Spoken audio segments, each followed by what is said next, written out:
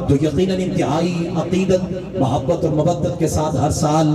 حضرت مولا کائنات کے ذکر کی اس بزم کو سجاتے ہیں۔ اللہ تعالیٰ تمام میری اس پوری ٹیم بزم جمال مصطفیٰ صلی اللہ علیہ وآلہ وسلم کی یہ کاوش اپنی بارگاہ میں قبول و منظور فرمائے۔ اور الحمدللہ مجھے فخر ہے